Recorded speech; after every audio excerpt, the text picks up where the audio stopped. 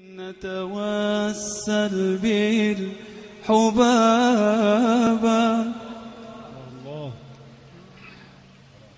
والبتول المستطابة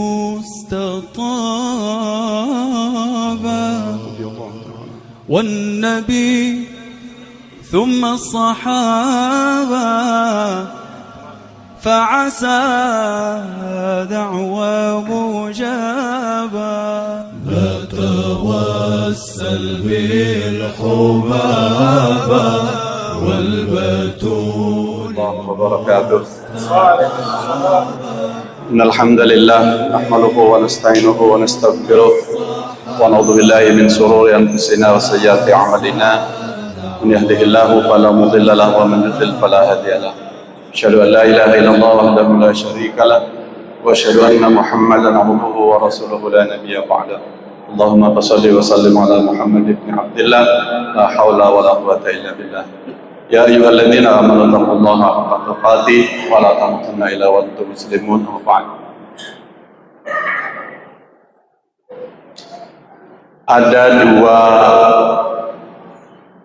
tugas pokok kita sebagai manusia yang tidak boleh diabaikan. Tugas pokok yang pertama adalah sebagai khalifah. Tugas yang kedua sebagai abdul, sebagai hamba. Lalu ketika kita sudah tahu bahwa tugas kita itu adalah khalifah, pemimpin, maka pertanyaannya adalah apa yang dipimpin oleh kita, apa yang diamanahkan kepada kita.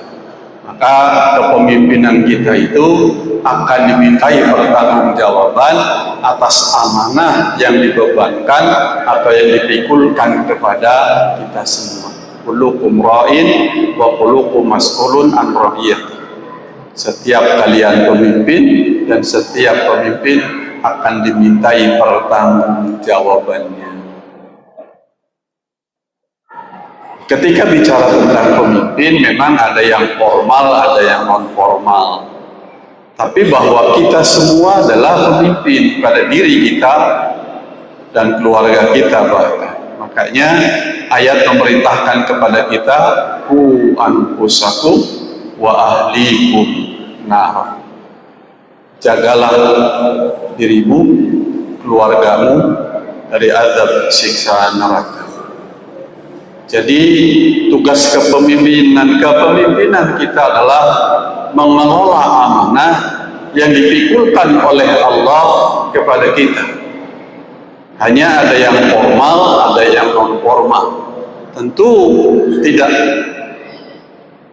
ada yang terlepas dari tugas ini semua. Maka sangat menjadi perhatian bagi kita. Pertanyaannya, sudahkah kita menunaikan tugas pokok kita selaku pemimpin, memimpin diri kita dari apa? Dari nafsu yang tidak dibolehkan oleh agama, dikendalikannya itu, dan seterusnya. Lalu tugas pokok yang kedua adalah sebagai hamba. Ketika bicara tentang hamba, maka tentu kita punya tugas inti adalah untuk beribadah kepada Allah. Apapun yang menjadi profesi kita, apapun jabatan status sosial kita, semuanya yang namanya manusia itu punya tugas untuk beribadah, sujud, tunduk dan patuh kepada Sang Pencipta Allah Tabaraka wa Ta'ala. Ya ayyuhan nas wa'budu rabbakumul ladzi khalaqakum wal ladzina min qablikum la'allakum tattaqun. Hai sekalian manusia, wa'budu, sembahlah, beribadahlah kepada Rabb yang telah menciptakan kalian sebagaimana orang-orang sebelum kalian, agar kalian menjadi bertakwa. Jadi tugas manusia diciptakan oleh Allah itu untuk u'budu, untuk beribadah kepadanya. Yang di ayat lain dijelaskan, wa ma khalaqtul jin wal ins illa liya'budun. Tidak kuciptakan jin dan manusia kecuali untuk taat beribadah kepadanya. Jadi kalau hari ini masih banyak orang yang tidak mau beribadah, maka dia belum menyadari akan tugas pokoknya. Sekali lagi, kalau hari ini masih banyak ditemukan yang tidak mau beribadah kepada Allah, itu artinya dia lupa dengan tugas pokoknya. Jamaah rahimahullah, ketika bicara tentang ibadah, yang dimaksud dengan ibadah tentu saja taqarrub kepada Allah dengan cara menjalankan segala apa yang diperintahkan oleh Allah dan Rasul-Nya, serta meninggalkan segala apa yang dilarang oleh Allah dan Rasul-Nya. Dengan dua hal itulah kita akan meraih kebaikan dan akan mendapatkan ganjaran. Dengan menjalankan perintah kita mendapatkan ganjaran, dengan meninggalkan larangan kita juga akan mendapatkan ganjaran. Tapi ada orang yang tidak mendapatkan ganjaran padahal dia juga tidak berbuat jahat. Dia tidak mencuri, dia tidak berzina, dia tidak berjudi, dia tidak korupsi, tapi juga tidak mendapatkan kebaikan. Kenapa? Karena dia bukan seorang muslim. Maka beruntunglah kita sebagai seorang muslim yang senantiasa memasrahkan dirinya kepada Allah. Maka ala kulli hal, aktivitas apapun yang kita jalani itu bisa bernilaikan ibadah. Ketika bicara tentang ibadah, memang ada ibadah badaniyah, ada ibadah lisaniyah, dan ada ibadah qalbiyah. Salat itu terpadu semuanya. Ada ibadah badaniyahnya, yakni gerakan, ada ibadah lisaniyahnya, yakni bacaan, ada ibadah qalbiyahnya. Yang ini harusnya tersinergikan antara hati, ucapan, dan perbuatan. Kita selalu tuh disinkronkan, dilatih setiap hari. Paling tidak 5 waktu kita jaga mensinkronkan antara hati, ucapan, dan perbuatan. Tapi realitas membuktikan seringkali kita tidak sinkron apa yang diucapkan dengan apa yang dilakukan. Yang diucapkan inna sholati wa nusuki wa mahyaya wa mamati lillahi rabbil alamin. Salatku, ibadahku, hidup dan matiku hanya karena dan untuk Allah, itu ucapan. Tetapi realitas ternyata tidak sedemikian adanya. Ini tentu menuntut kepada kita untuk mensinkronisasi antara apa yang kita ucapkan dengan apa yang kita lakukan. Tentu keyakinan hati juga harus ada di dalamnya. Jamaah rahimakumullah, ketika bicara tentang ibadah qalbiyah, waktu kita tidak panjang. Ketika kita bicara tentang ibadah qalbiyah, ibadahnya hati, kita sudah sepakat semua bahwa niat itu adanya di dalam hati. Dengan begitu maka niat itu adalah ibadah qalbiyah. Terbayang nggak kalau kemudian hati seseorang itu masih berpenyakit, maka bagaimana dengan ibadah niatnya tadi? Bisa jadi niat yang dia tunaikan dari hatinya itu juga masih berpenyakit, karena ternyata hati itu ada hati yang sehat, ada hati yang sakit, bahkan ada hati yang mati.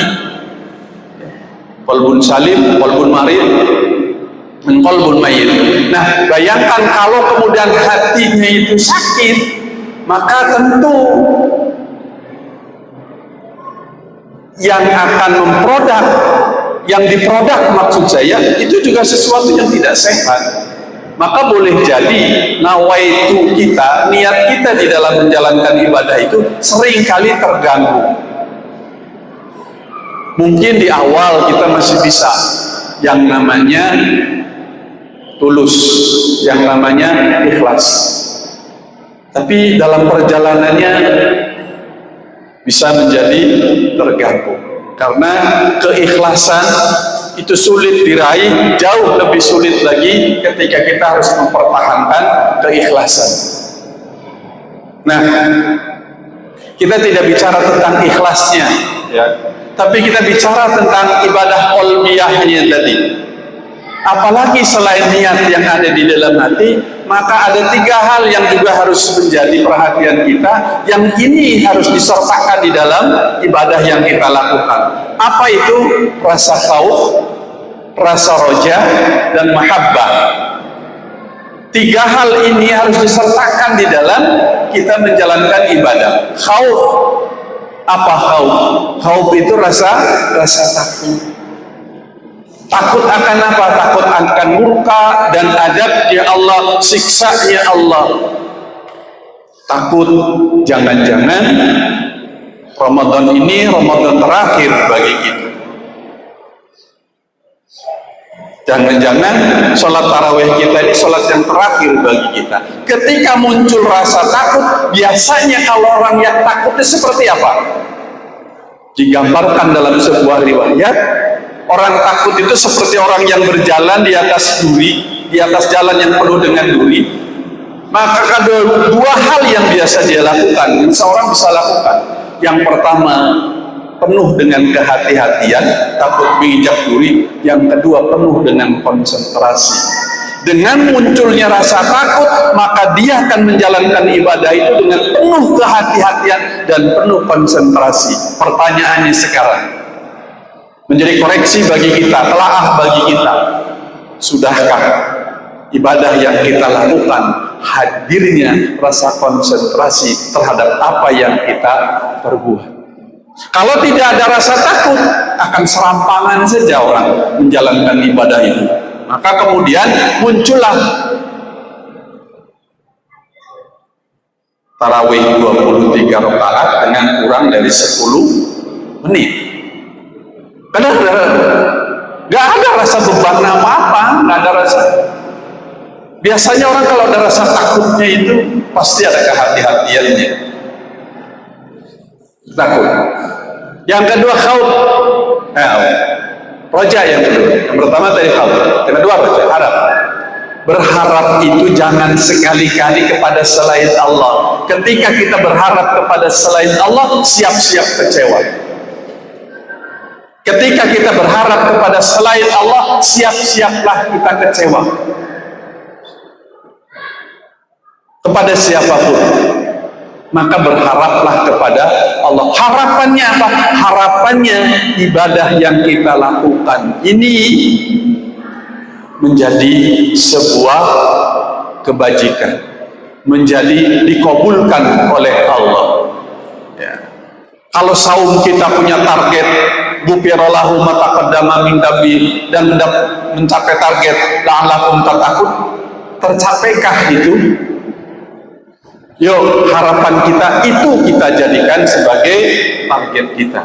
Berharap hanya kepada Allah, tidak boleh berharap kepada selain Allah. Jangan sekali-kali menggantungkan harapan kepada selain Allah, karena selain Allah itu namanya makhluk. Hatta orang tua kepada anaknya pun jangan terlalu berharap, sebab ketika berharap sepenuhnya kepada anaknya, banyak yang terjadi kekecewaan. Harap. Kemudian yang ketiga adalah mahabbah, rasa suka. Ibadah yang kita lakukan itu harus dihadirkan rasa suka. Ketika rasa suka itu yang muncul, maka tidak ada lagi keterpaksaan. Apapun yang kita lakukan, seringan apapun pekerjaan yang kita jalani, kalau dengan keterpaksaan pasti berat. Tapi menjadi sebaliknya, ketika seberat apapun pekerjaan itu, kalau dilakukan dengan rasa suka, dengan hub, maka itu akan menjadi ringan adanya. Boleh jadi kita ini belum sampai kepada tingkat itu, sehingga seringkali ibadah yang kita lakukan itu menjadi ibadah musiman. Musim bulan Ramadan ramai, masjid sesak, celana sesak. Sekarang celana longgar, masjid juga sudah longgar. Begitu. Kenapa? Karena datangnya cuma musiman. Kenapa musiman? Karena tidak rasa suka dia menjalankan. Yuk, hadirkan rasa cinta kita, rasa suka kita terhadap ibadah yang kita, apapun ibadah yang kita perbuat, maka hati kita harus memasukkan rasa khauf, roja, dan mahabbah. Yang dengan itu harapannya tadi meraih ibadah yang sesuai dengan harapan kita. Akhirnya kita harus ada ikhtiar mensinkronisasi apa yang kita yakini, apa yang menjadi ibadahnya hati, kemudian lisan dan anggota badan. Justru sekarang yang sering terjadi, konsentrasi saja sudah mulai buyar, apalagi sudah 10 malam terakhir di bulan Ramadan. Tadi dihimbau untuk memutuskan kita lebih banyak takarrub kepada Allah, tapi kadang-kadang pikiran ini justru konsentrasinya ke hari raya, konsentrasinya ke lebaran, konsentrasinya ke THR, konsentrasinya pulang kampung.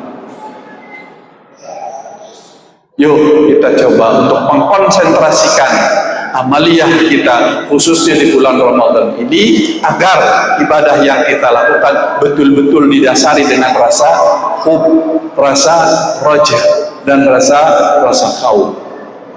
Saya kira ini mudah-mudahan keikhlasan muncul dari hati kita, sehingga ibadah yang ikhlas akan menjadi sah, dan ibadah yang sesuai dengan tuntunan baginda Rasulullah sallallahu alaihi wasallam dikabulkan oleh Allah. Man amila amalan laisa alaihi amruna fahuwa rad.